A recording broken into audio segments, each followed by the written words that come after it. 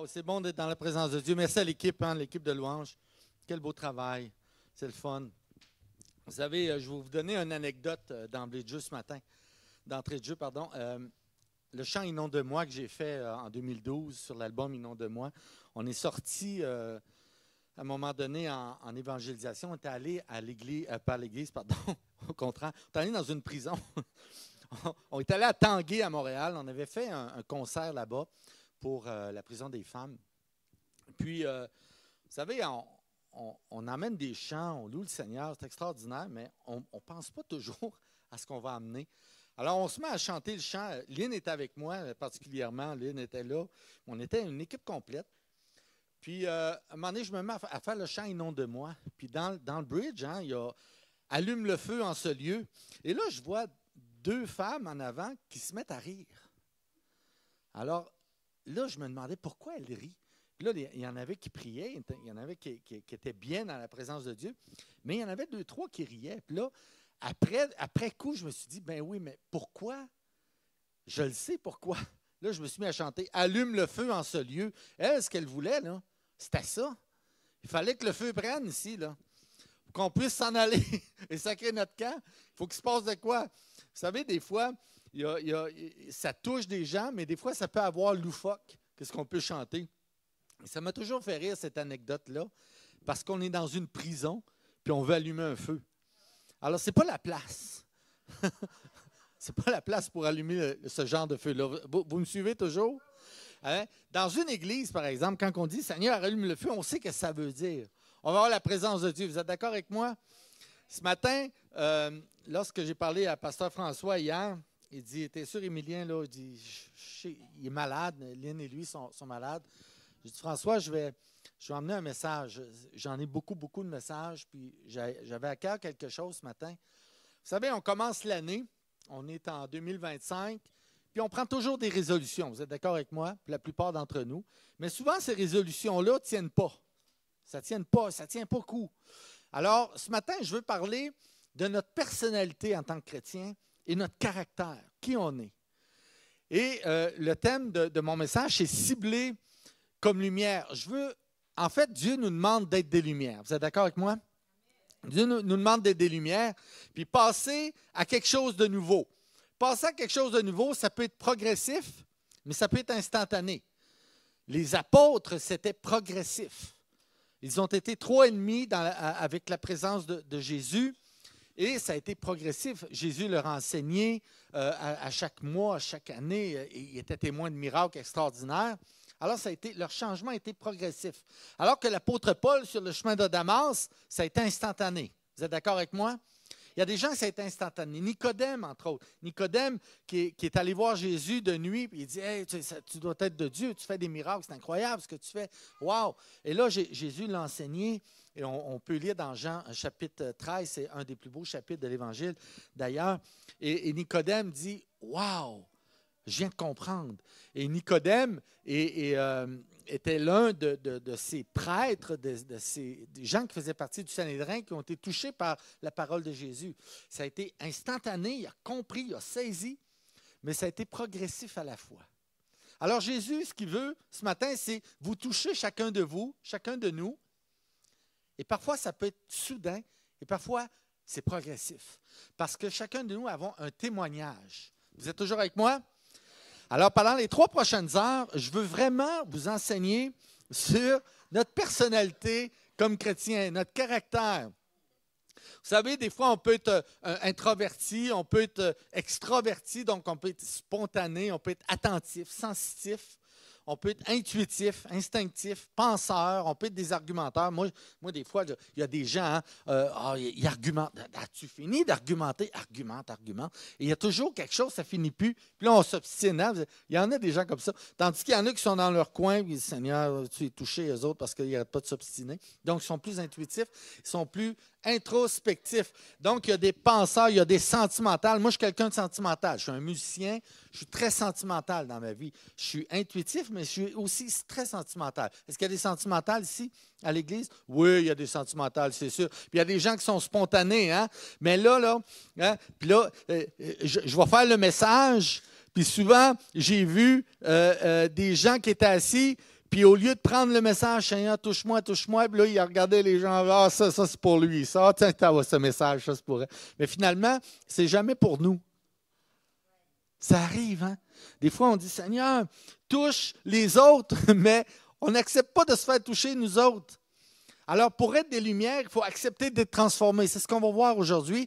Et c'est la puissance du Saint-Esprit qui transforme. Prochaine diapo. Ce que Dieu veut, c'est qu'on fasse peau neuve. Et ce matin, on n'ira pas chez l'esthéticienne. Ce n'est pas mon but. Et vous allez voir la prochaine diapositive. André va tout s'occuper de ça. Bientôt, dans quelques secondes, ça devrait arriver. Ça s'en vient. Soyez patients. C'est extraordinaire. C'est pour ça que je vous ai dit au cours des 3 prochaines heures, c'est très progressif. Donc, mais en fait, Dieu nous invite à faire peau neuve. Beaucoup de gens vont prendre et ont pris des résolutions qui vont rapidement tomber à l'eau. Pourquoi? Parce qu'on veut des réponses rapides. On veut des résultats rapides. On est dans une société rapide. Vous êtes d'accord avec moi? Moi, en 1980, lorsque j'ai commencé à travailler, on faisait des fax, on envoyait des fax. Ça venait de sortir, les fax. C'était « wow! » On envoie un fax, l'autre reçoit le fax. « Wow! » Ou encore, on écrivait une lettre. Hein? On va écrire une lettre. Dans nos pensées, ça va prendre une semaine. La personne va le recevoir. Il faut calculer à peu près une semaine qui répond. Dans à peu près 2-3 semaines, on envoie la lettre, on reçoit une réponse. Mais aujourd'hui, on envoie un fax. On appelle. As-tu reçu le fax? Puis il faut que tu répondes tout de suite. Donc, on est dans l'instantané. Les réseaux sociaux nous ont amenés à l'instantané. Et vous êtes d'accord avec moi, là? On va envoyer un messenger. L'as-tu lu? L'as-tu lu? L'a pas lu encore, l'a pas vu. Quand est-ce qu'il va répondre? Là, on veut que ça réponde rapidement. Donc, est-ce que comme chrétien, là, Jésus regarde ça et il dit, moi, je veux bien changer le cœur, mais je ne suis pas toujours instantané comme ça. Et là, on va avoir des résultats rapides, mais on n'a pas toujours des résultats rapides. Fait que là, on abandonne. Alors que Jésus, lui, il dit, sois patient. Sois patient. Saint-Esprit, c'est quelqu'un d'émotif. C'est une personne émotive. C'est une personne qui est dans les émotions. Et elle veut transformer nos vies, mais tranquillement, selon ta personnalité, selon ton caractère. Vous êtes avec moi? Vous savez, il y a toujours un processus de vieillissement qui est naturel. Moi, là, j'arrive à quelques années, puis il y a un vieillissement qui se fait. C'est progressif. Ça, c'est naturel. C'est sûr, ça va arriver, on vieillit. On va tous vieillir. Je ne vous annonce rien ce matin. Je vous encourage, vous allez tous vieillir. On vieillit tous. Et ça, c'est naturel, ça se fait. Mais vous savez qu'il y a un processus de maturation spirituelle au travers de ça. Et c'est lui qui est le plus difficile. Pas facile, maturer spirituellement. Et Dieu nous invite à ça. Vous savez, un jour, j'entendais un enseignement sur la vigne. Un pasteur qui nous enseignait sur l'importance de prendre soin d'une vigne pour avoir un bon fruit et un bon vin. Et là, je me disais, es-tu en train de me traiter de raisin? Mais ce n'est pas vraiment ça qu'il voulait m'enseigner. En fait, la vigne, quand on veut produire un bon fruit, et là, c'est pour toi ce matin. Dieu désire produire un bon fruit pour toi. Vous êtes d'accord? Comment on fait ça? Bien, Jésus, lui, est comparé à la vigne. Pour avoir un bon vin, on va couper les... Wow! On veut faire peau neuve, c'est extraordinaire. Merci, Marie. Et ça n'a pas le même impact, là. Vous voyez bien, hein? Et là, Dieu veut changer ta vie. Et le vin, le raisin, en fait, les vignes, on les émonde. Hein? Jésus a dit, je suis le sarment, vous êtes les sarments, je suis le cep, le tronc. Et pour avoir un meilleur vin qui produise un meilleur fruit, on va émonder dans notre vie pour avoir une meilleure attitude, un meilleur caractère. Il y a des choses qu'on doit émonder dans notre vie. Et là, on va produire un fruit qui est beaucoup plus goûteux, beaucoup plus savoureux pour nos frères et sœurs, pour l'Église, pour notre entourage, pour nos familles. Et c'est ça, la progression. Vous savez, j'ai pas les moyens de m'acheter un Pétrus de 5 000 ou encore un bon château Cheval Blanc qui vaut peut-être 40 000 Et il y a des Français ici qui connaissent un peu plus le vin que moi, là. Mais le goût doit être exceptionnel. Ceux qui aiment le vin, là. Je ne dis pas que j'aime le vin, moi, mais c'est un bon petit vin de temps en temps, c'est très bon. Il y a des excellents vins, mais en fait, l'image que je veux vous amener, c'est que Dieu veut produire du fruit au travers de toi progressivement. Mais pour ça, il faut accepter d'être émondé. Il faut accepter d'être transformé.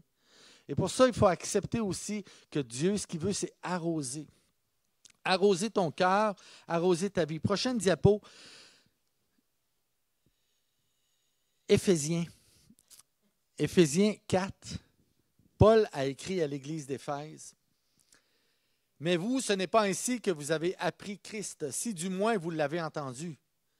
Et si, conformément à la vérité qui est en Jésus, c'est en lui que vous avez été instruits à vous dépouiller, eu égard à votre vie passée. Du vieil homme qui se corrompt par les convoitises trompeuses, à être renouvelé dans l'esprit de votre intelligence et revêtir l'homme nouveau, créé selon Dieu dans une justice et une sainteté que produit la vérité. » Et ce qui est intéressant à Éphèse, pourquoi Paul dit ça à Éphèse? Parce qu'à Éphèse, il y avait beaucoup d'idolâtrie. Et lorsqu'on lit Apocalypse au chapitre 2 et 3, on voit que Jean aussi écrit à l'Église d'Éphèse et lui dit, « Ce que j'ai contre toi, c'est que tu as abandonné ton premier amour. » Dans l'Église d'Éphèse, il y avait beaucoup de temples grecs et beaucoup de temples romains. Ce qui fait que les gens allaient à l'église le matin, ils allaient à l'accessible le matin, et l'après-midi, ils allaient dans des temples d'idolâtres, temples de Diane, Zeus, ils allaient adorer les autres dieux locaux. Donc, il y avait de l'idolâtrie. Ce que j'ai contre toi, c'est que tu as abandonné ton premier amour. Dieu ne veut pas que tu l'abandonnes. Jésus, c'est ton premier amour. Et si tu veux être transformé, il faut que tu te laisses transformer, tu te laisses émonder. Vous me suivez toujours? Moi, là, par ce message ce matin, on est tous interpellés à s'introspecter, à lâcher prise sur notre côté contrôlant. Et que c'est pas facile. Pourquoi c'est pas facile? Parce qu'on n'aime pas le changement. Souvent, on a peur du changement parce que le changement, c'est l'inconnu.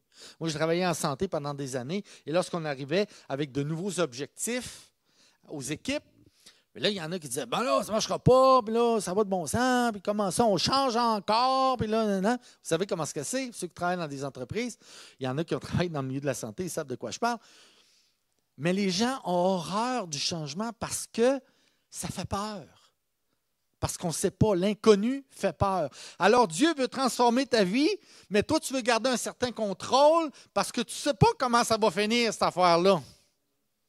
Comment Dieu va me transformer? Comment je vais arriver peut-être à servir? Moi, servir, ben voyons donc, moi, le dimanche, moi, j'arrive à 11 h, puis je suis bien content, je repars à 12h30, puis mon œuvre est faite.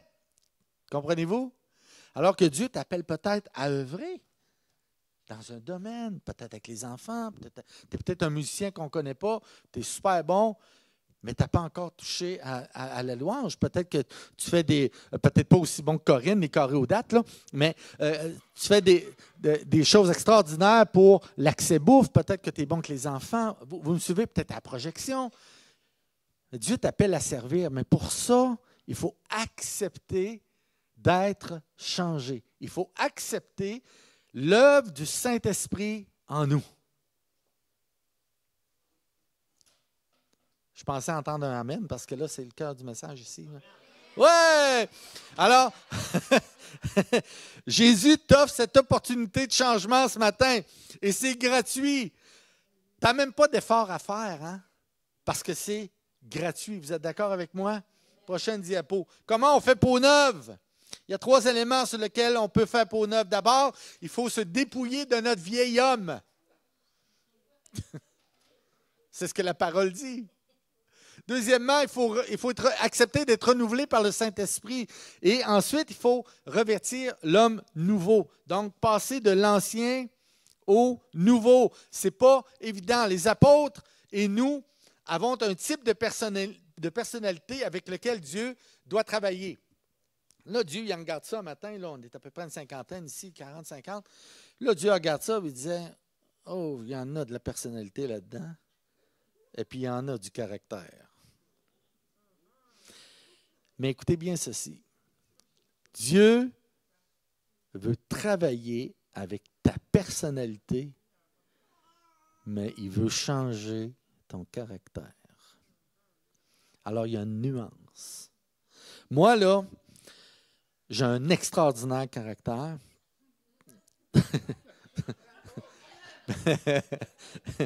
Là, je fais mon petit François là, ici. En fait, on a chacun notre personnalité. J'ai une personnalité, mais j'ai un caractère associé à ma personnalité. Vous savez, entre nous, hein, on se regarde, on dit, ah, lui, ah, là, c'est pas facile. Oh, lui, là, oh, lui. Quand on. Pas facile, on essaie de.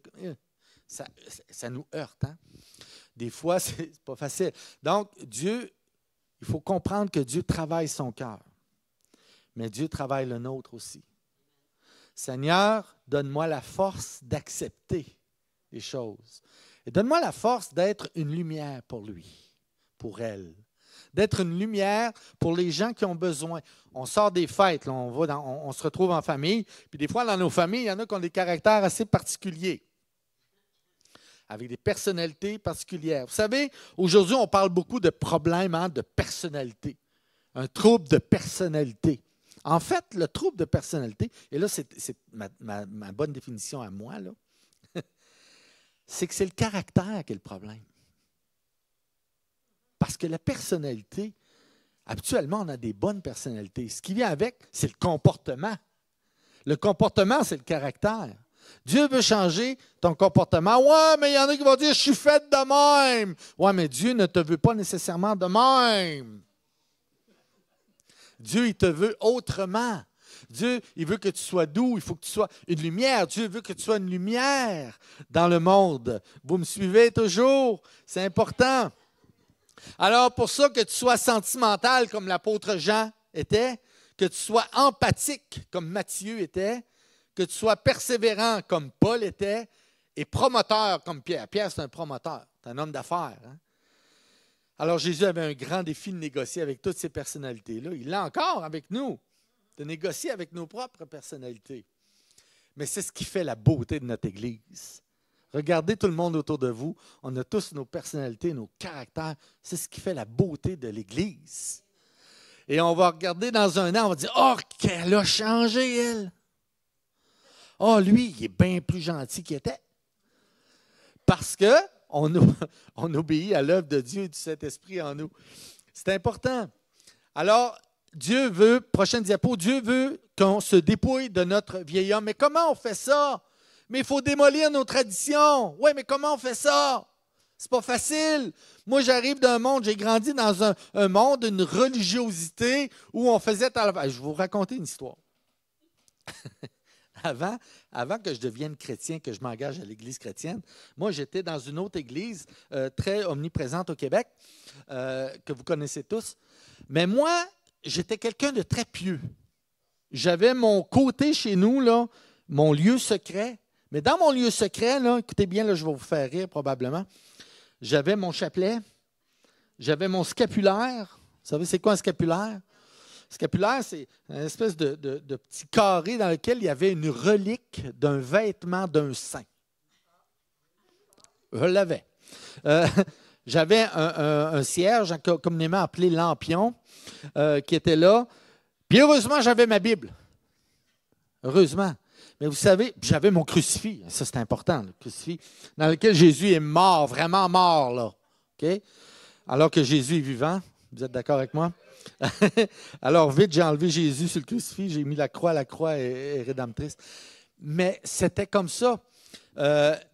Tellement que ma conjointe m'appelait le pieux. Hein? J'étais un pieux.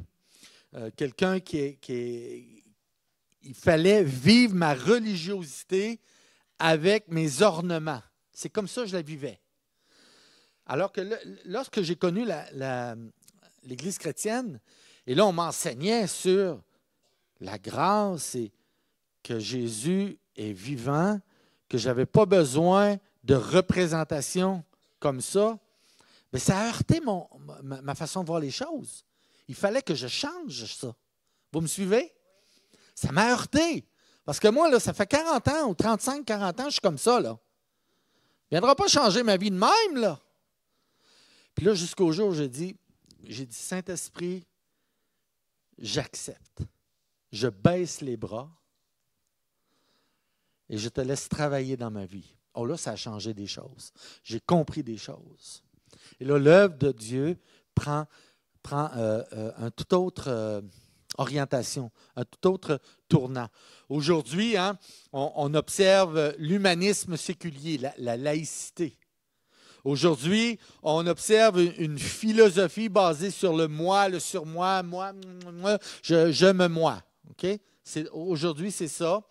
Tout est univers. On va envoyer ça dans l'univers. On va envoyer ça dans... C'est une énergie. Hein? Une énergie. On ne veut pas parler de Dieu. Là. Non, attention. C'est une énergie. C'est un univers. Tout est hasard. C'est le hasard. Alors que Jésus, ce qu'il te demande ce matin, fais juste reconnaître sa parole. Fais juste reconnaître la puissance de notre Seigneur Jésus comme Sauveur, comme Seigneur. Et intégrer en nous cette liberté que nous prouve la puissance du Saint-Esprit. Vous savez, le Saint-Esprit, c'est une personne. Jésus l'a dit, je vais vous envoyer un consolateur. Je vais vous envoyer quelqu'un qui écoute. Je vais vous envoyer quelqu'un qui va vous assister quotidiennement. Et c'est la puissance du Saint-Esprit. Prochaine diapo. Wang Yongming, et là, c'est un philosophe du 15e siècle qui a dit ceci. J'aime beaucoup ce qu'il a dit. La grandeur d'un homme réside dans sa capacité à corriger ses erreurs et à se renouveler continuellement. C'est quelque chose, là. Vous savez, autrement dit, la grandeur d'un homme réside dans sa capacité à mourir à soi-même et à se laisser renouveler par l'Esprit Saint. Est-ce qu'on accepte ça? C'est pas facile. C'est pas facile de laisser aller les choses parce qu'on a des choses sur lesquelles on tient, sur lesquelles on a besoin. C'est humain, c'est normal. Ne te culpabilise pas de ça. Je te dis que c'est normal.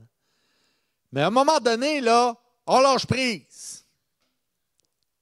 C'est bon? Je veux pas vous êtes toujours réveillés avec moi, là? Vous êtes toujours avec moi, là? Le prophète Ézéchiel a dit ceci, « Je vous donnerai un cœur nouveau et je mettrai en vous un esprit nouveau. J'ôterai de votre corps le cœur de pierre, c'est-à-dire le vieil homme, et je vous donnerai un cœur de chair, un cœur de compassion.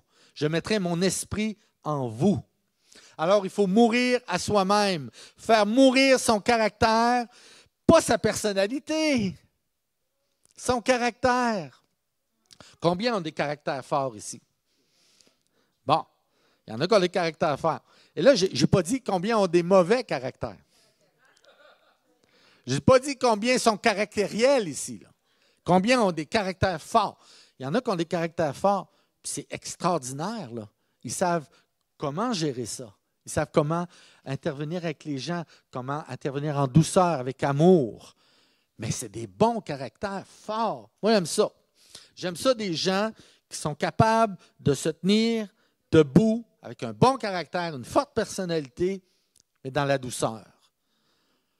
C'est bien plus fort, ça. Vous savez, quelqu'un qui perd les pédales, là, puis c'est toujours perdant, hein, avoir une mauvaise attitude. Avoir une attitude pour démolir, avoir une attitude, on pense gagner en faisant ça. Non, on perd. Moi, mon père, on disait, mon père, c'est quelqu'un de bonasse. On disait ça de mon papa à moi. Mais moi, j'ai toujours dit, mon père n'était pas bonasse, il était fort. Parce que ne pas réagir, ça demande de la force. Ça demande une force de caractère. Parce que la douceur de mon père a toujours fait en sorte qu'il a été gagnant. Lorsque j'ai commencé à jouer de la guitare à l'âge de 10 ans, on m'a acheté une guitare à 12 ans, on m'a racheté une plus grande guitare. Puis, c'était mon frère, à son dernier chèque de bourse au fin des années 70, 80, début 80, qui m'avait donné ça en cadeau pour m'acheter une guitare. Mon père avait vu un talent en moi. Gloire à Dieu. Et ce qui était spécial, c'est que je ne l'avais pas vu venir, par exemple. À un moment donné, mes parents étaient très impliqués à l'église. Puis à 9 h, il y avait des messes à 9 h le dimanche matin, puis une à 11 h. Fait qu'à 8 h, mon père vient me réveiller. Il dit, tu t'en viens jouer la guitare à l'église un matin. J'ai 12 ans. Je ne l'avais pas vu venir, là. Là, je venais de comprendre pourquoi il m'avait acheté une nouvelle guitare. Mais mon père, c'est un visionnaire. Il savait, il avait reconnu en moi le talent. Alors, je vous le dis, là, j'étais caché, il y avait un orgue, là. Puis j'étais caché en arrière de l'orgue, là. Puis là, il y avait une chorale, à peu près une quinzaine de personnes. Puis on chantait « Tu es là, au cœur de nos vies. » Et là, moi, j'étais très gêné parce que j'avais 12 ans. Mais après ça, on dirait que ça l'a explosé. Ça l'a explosé.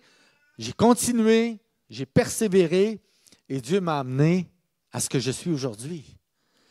Par la persévérance et à cause de quelqu'un qui a vu en moi un talent et une possibilité. Dieu voit la même chose en toi. Le talent, la possibilité. Ne te réclus pas dans ton coin à dire « je suis trop gêné » ou encore « je ne vaux pas ça, je n'ai pas la valeur, je ne suis pas bon comme un tel, comme un tel ». Vous savez ce qui tue le talent? La comparaison. La comparaison tue le talent. Et là, on a besoin, de se faire dire « ah, t'es bon, t'es bon, t'es bon, t'es bon, t'es bon ». Puis là, finalement, il y en a qui n'ont pas nécessairement, vous savez, qui n'ont pas tout à la bonne place. Hein? En gestion, on dit la bonne personne à la bonne place. Moi, là, si tu me mets en construction, puis Isaac est là, il m'entend, là. Si tu me mets en construction, là, je ne suis vraiment pas à la bonne place. Je suis capable d'utiliser un marteau, puis de clouer, mais je vais avoir quelqu'un qui va avoir besoin de me dire « fais-moi ça à 3 pouces 5,8, 1 pouce et 3 quarts, 4 pouces et... » Moi, les mesures, je ne comprends pas ça. Puis je ne me suis jamais arrêté à me dire « c'est quoi un 5,8, un 6,12, un 14? » Je ne suis pas capable. Ce n'est pas mon talent. Par contre, si je demande à quelqu'un que ce talent-là, il va me construire mon cabanon l'année prochaine, j'en ai besoin d'un. Là, c'est un message que je lance. Là.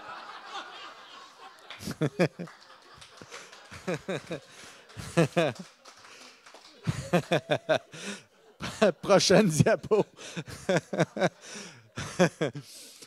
Alors, on est appelé à être renouvelé par le... Merci, Isaac. On est appelé à être renouvelé par l'esprit de notre intelligence. Vous savez, l'intelligence et le Saint-Esprit transforment radicalement nos points de référence. Moi, ça a changé complètement mes points de référence. Et ça ouvre cette compréhension du divin. Ça ouvre cette compréhension de la parole de Dieu. La personne du Saint-Esprit possède le mandat de nous conduire vers l'éternité en travaillant notre cœur et en modifiant nos pensées. Et ça, c'est majeur, parce que le processus n'est pas accompli en une fois. Il est l'œuvre continue de l'Esprit chez l'enfant de Dieu. Nos ressources sont la parole et la prière.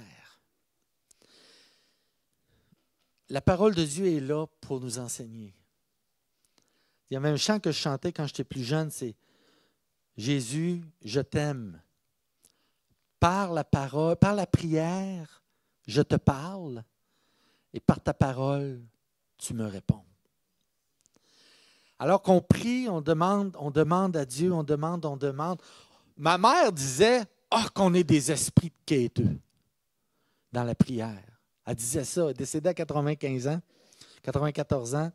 Puis elle disait toujours ça. À chaque fois qu'elle me voyait, ma mère, elle me faisait une croix sur le front. Il y avait toujours un lien spirituel avec ses enfants, avec Dieu. Mes parents ont été très engagés dans l'Église, c'est extraordinaire, je les aime beaucoup. Ils sont décédés aujourd'hui, mais ils ont transformé ma vie, ils ont été un exemple pour moi. Et ma mère disait toujours, on est des esprits de quêteux, on prie, mais on ne sait pas comment écouter. Et je disais ça, je parlais de ça avec des gens à l'occasion. Vous savez, c'est pareil comme dans l'adoration. Des fois, on chante, on loue le Seigneur, mais quand on arrive dans l'adoration, on dirait qu'on a de la misère à arrêter. Seigneur, parle-moi. Parle-moi. J'ai besoin de cette tranquillité-là. J'ai besoin de cette douceur du Saint-Esprit pour arriver à comprendre des choses en moi et à me transformer. Vous êtes d'accord avec moi? Wow! Mais pour arriver à ce résultat-là, il y a deux choses. Il faut considérer que Dieu désire nous parler, nous instruire, nous changer. Il faut passer parfois par-dessus notre orgueil. Hein? Oh, on ne veut pas changer. Moi, ça ne me tente pas de changer. Je suis bien comme ça. Je suis bien. Parce qu'avec ça, je suis capable de mettre mon pied à terre, puis je suis capable de... À un moment donné, moi j'étais coach au soccer quand mes jeunes... J'ai été coach au soccer pendant des années. J'aimais ça. C'est un sport que j'aime. Pour les Européens, c'est le foot. D'accord? Mais je suis un grand amateur de hockey, pour ceux qui me connaissent. Et à un moment donné, j'avais les familles en arrière de moi qui criaient. Hein? Ah ouais, frappe les gars! Ah ouais, frappe le ballon! Gars. Puis là, j'entendais des gens dire plusieurs messes à l'occasion. Okay? Quand je dis des messes, vous savez de quoi je parle. Les gens blasphémaient. Et pour ceux qui connaissent ma conjointe, qui est d'une douceur extraordinaire, avec toute sa franchise et sa spontanéité, elle s'est retournée vers les gens et dit « Avez-vous fini de sacrer? Ça va faire! Tout ce qu'on entend, c'est ça. Arrêtez! » Et là, ça s'est... Il y a eu comme une paix de Dieu qui s'est installée. Mais c'est vrai, à un moment donné, il faut mettre comme chrétien notre pied à terre. Un moment donné, on était dans un casse-croûte, puis il y a quelqu'un en avant de nous autres qui se met à caler un hot dog. Puis si c'est juste caler un hot dog et un hamburger, mais c'est pas juste ça. Il collait plus qu'un hot dog et un hamburger. Comprenez-vous? Il y avait un corps, puis un os, puis un tap, puis un... Puis là, à un moment donné, Nancy a dit, ça va faire, arrêtez de sacrer. Vous n'avez pas besoin de blasphémer comme ça envers celle qui accueille votre commande. Arrêtez ça, c'est pas utile. C'est pas constructif. Vous êtes d'accord avec moi? Mais il y en a qui ont ce caractère-là. Moi, là, j'aurais pas été capable de faire ça. Comprenez-vous? J'aurais pas été capable de dire, écoute, arrête ça, ça n'a pas de bon sens. Je n'ai pas ce caractère, en fait, cette personnalité-là. Mais il y en a qui l'ont, gloire à Dieu. Puis il faut mettre notre pied à terre comme chrétien, puis elle avait raison de le faire. Puis parfois, il faut mettre notre pied à terre comme chrétien et dire, wow, ça suffit. Dans le nom de Jésus. T'arrêtes ça. Sans passer pour des hurluberlus, bien sûr. Mais à un moment donné, il faut dire, wow, ça suffit, arrêtez, là. C'est pas correct, ça, là. Utilisez, vous savez, la douceur est toujours gagnante. Vous êtes d'accord avec moi? Prochaine diapo. Ça ne sera pas long, j'en ai encore pour un bon 2 heures. Vous savez, le roi David a commis l'adultère avec Bathsheba, pour ceux qui ont lu l'histoire de David. Et il a gardé ça pour lui. Mais il était tellement infecté dans son cœur qu'il a composé. Lorsque le prophète Nathan est allé le voir, puis il a dit, c'est parce que tu es cet homme-là. Il a raconté une histoire. C'est toi, David, tu es cet homme. Et là, il s'est écroulé, puis il a dit, on vient de découvrir mon secret. Et là, il a écrit un psaume extraordinaire qui s'appelle le psaume 51. Puis, j'ai toujours aimé ce psaume-là. Il a écrit au Dieu, crée en moi un cœur pur, change mon cœur, renouvelle en moi un esprit bien disposé. Et il y a d'autres versets, hein? Ne me rejette pas loin de ta face, ne me retire pas ton Saint-Esprit, rends-moi la joie de ton salut et qu'une bonne volonté me soutienne, un bon esprit de volonté me soutienne. Il reconnaît. Alors, Jésus t'amène ce matin à dire, reconnais. Moi, je reconnais parfois que j'ai fait des erreurs. Parfois, je reconnais, encore aujourd'hui, Seigneur, mon caractère, ça n'aurait pas dû être ça. Je te demande pardon, Seigneur. On veut être des lumières. Combien veut être des lumières autour de nous, dans nos familles, dans notre travail? C'est important. Si on veut construire quelque chose de bien autour de nous, il faut être des lumières. Dans un monde aussi corrompu qu'aujourd'hui, et j'utilise le mot corrompu, et je suis loin d'être gêné de l'utiliser, il faut être des lumières, mes amis. Parce qu'on est des chrétiens. Parce que Jésus est au cœur de notre vie. On a la foi. Puis Dieu nous appelle à plus que cela.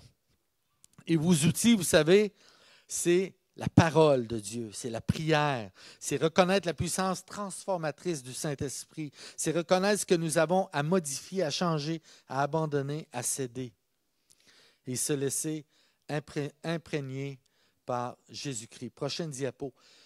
Alors, le dernier point, c'est revêtir l'homme nouveau. Moi, je vous invite à arrêter de recycler le passé. Ça, là, mortel. Ça tue, ça. Ça, là, c'est... Ouais, mais toi, Puis souvent, les chicanes de couple, là, pour ceux qui sont en couple, là, c'était ça, hein? Un des principaux sujets de discorde dans les couples, c'est ressasser le passé. Ouais, mais toi, tu l'as bien fait. Ouais, mais toi, puis hein? Puis là, le toi, puis pendant que tu pointes, il y en a 3 qui pointent vers toi, puis... C'est mortel, ça. Le passé. Et je vous dis ce matin, le passé, il faut que ce soit une référence, pas une sentence. C'est une référence, le passé, pour ne pas répéter ces choses. Seigneur t'a guéri d'une chose, alors sois assuré qu'elle ne revienne pas, mais il faut que tu fasses un effort. Il faut que ton cœur soit pleinement entier, sinon ça devient une sentence. Et là, on vit toujours dans le passé. On est continuellement négatif. On connaît tout quelqu'un dans notre entourage qui est complètement toujours négatif. Ouais, mais c'est ça. Ouais, ben là, aujourd'hui, il mouille. Demain, ben, il va mouiller le reste de ma vie. Ils sont complètement négatifs. Je dis, comment on peut vivre dans du négatif comme ça? Ça tue. Saint-Esprit n'est pas négatif comme ça. Saint-Esprit veut dire, hey, je veux renouveler. Ben oui, mais mets ton parapluie, là, il ne mouille pas tous les jours. Saint-Esprit veut changer ta vie. Vous êtes d'accord avec moi? Alors que ce qui était obscurci, Dieu veut l'éclairer. Ce qui était ignorant, Dieu veut émettre la vérité. Ce qui était endurci, Dieu veut le modeler. Est-ce qu'on accepte d'être cette terre, cette argile? J'en disais de ça ce matin avec Désiré. Cette argile, est-ce qu'on accepte d'être modelé à l'image de Dieu? C'est pas évident. Le potier qui est Dieu veut ça. Il veut que tu sois modelable. Mais pour ça, il faut lâcher prise sur des choses. Et lâcher prise, c'est pas facile, mais ça se fait. Alors, ce qui était insensible devient ému de compassion. Ce qui était impur devient pur. Ce qui était cupide et égoïste devient généreux et altruiste. Les autres. Lorsqu'on change notre regard, souvent on change notre regard vers l'autre. Ce qui change automatiquement notre caractère. Vous savez, dans la période des fêtes, on le sait, hein, c'est là où il y a des changements qui s'opèrent. On dirait qu'on devient plus généreux dans la période des fêtes. On pense aux autres. Il y a des gens qui sont dans le besoin. On dirait qu'on devient plus ému de compassion. Mais ça, cet ému de compassion, comme Jésus nous l'a montré, comme il était quotidiennement, il veut qu'on soit de même. Soyez toujours ému de compassion. Parce que c'est dangereux de garder cette vision d'endurcissement du cœur. Il y a un danger à ça. Il y a un danger parce qu'on n'arrive pas à s'abandonner, à changer, et on devient aigri. On devient mal. C'est pas bon. On vieillit prématurément. On devient des vieux tannants. Moi, j'ai travaillé en gériatrie. Travaillé en gériatrie longtemps. J'en ai connu des vieux tannants. Tu sais, des messieurs, des madames qui ont... Puis là, on rencontre les familles, hein, puis les enfants disent « Ah, mon père n'était pas facile. Mon père était dur. Mon père... » Tu sais, on a été élevé à coups de strap, puis à coups de claque, puis c'était pas facile. Puis là, le monsieur est aigri. Tu sais, « T'es pas bien. » Vous êtes d'accord avec moi? Quand on rencontre ces gens, on dit « Seigneur, touche-les, mon Dieu, il a de l'air pas bien. » Dieu, il veut qu'on soit bien. Saint-Esprit, c'est quelqu'un qui rentre dans ton cœur et dit « Sois bien. Change ton caractère. Mais garde ta belle personnalité flamboyante. C'est comme ça que je te veux. Mais ton caractère, maintenant, change-le. C'est pas comme ça que je le veux. Mais je suis capable de t'aider. C'est ce que Dieu dit. Si tu acceptes d'ouvrir ton cœur, si tu acceptes de m'écouter, je vais te changer. 2 Corinthiens 3,18. Nous tous, qui, le visage découvert, contemplons, comme dans un miroir, la gloire du Seigneur, nous sommes transformés en la même image, de gloire en gloire, comme par le Seigneur l'Esprit. Progressivement.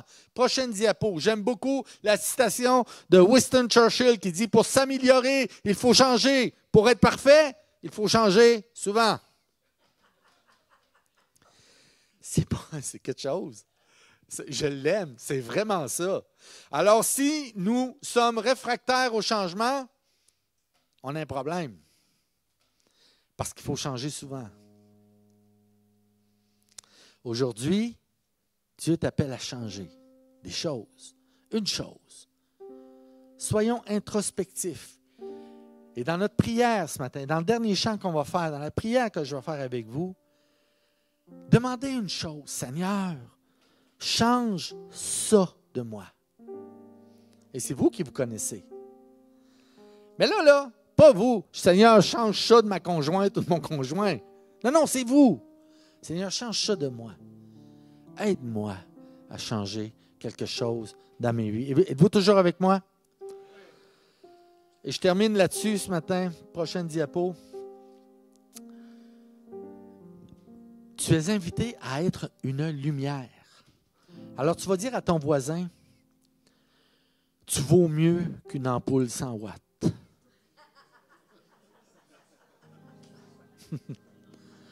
Tu vaux bien plus qu'une ampoule 100 watts. Parce que Dieu veut que tu éclaires parfaitement autour de toi. Et pour arriver à ça, je vous amène dans la lettre de Tite, dans le Nouveau Testament, qui dit « Il nous a sauvés, non à cause des œuvres de justice que nous aurions faites, mais selon sa miséricorde, par le baptême de la régénération et le renouvellement du Saint-Esprit, qu'il a répandu sur nous avec abondance par Jésus-Christ, notre Sauveur. » C'est une promesse qu'il nous a donnée. Et ce matin, je confirme que l'abondance du Saint-Esprit est en toi. Tu vas sortir d'ici ce matin avec un élément, juste un élément renouvelé dans ta vie. Que tu vas travailler cette semaine, dans 2 semaines. Et un moment donné, tu n'y penseras même plus, ça va être changé. Alors que cette grâce que Dieu nous donne nous aide à changer. Et c'est ce dernier chant qu'on va faire ensemble. Quelle grâce incomparable. Mais au préalable, je veux prier avec vous.